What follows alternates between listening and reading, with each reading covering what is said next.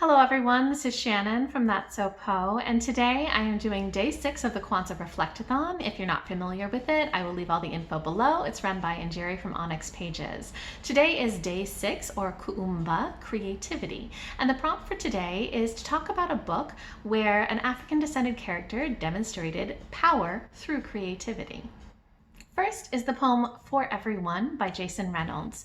This is sort of a long essay type poem that Jason Reynolds wrote talking about kind of for people who are creative, for people who make art, how difficult it is and how hard it is to keep going when you're starting out and you feel like nobody cares, nobody listens, nobody's valuing what you're doing, but how you can find power in what you're making. And it's a really beautiful and very empowering poem that I liked quite a lot. If you're somebody who makes art, I think it would be worth a listen to as well. Next is The Poet X by Elizabeth Acevedo.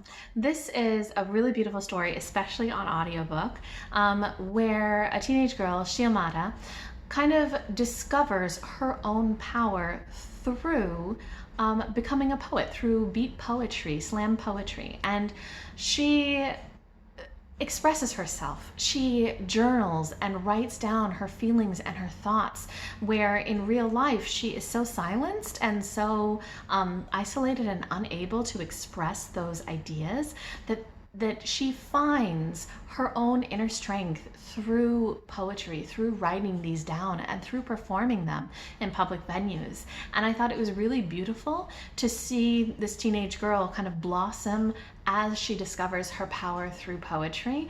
I really, really liked the story, but you've probably heard about it already because it is just so good and everybody talks about it. And lastly, American Sonnets for My Past and Future Assassin by Terrence Hayes.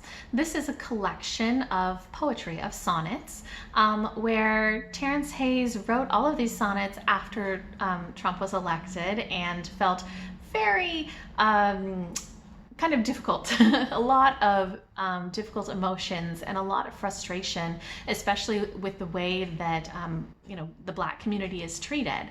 And I thought that what was so powerful about these poems was that Terrence Hayes was taking a situation that was very disempowering for his community and turning it into political speech via poetry.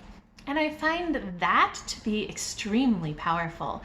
To take political action through your artwork is very empowering, and I absolutely loved this poetry collection.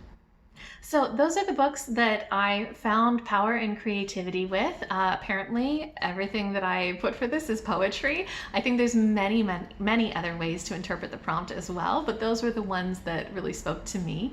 If anybody else has anything that they think really shows the power of creativity, any books or poetry collections, I'd love to hear about them. And I will check in with you guys on day 7.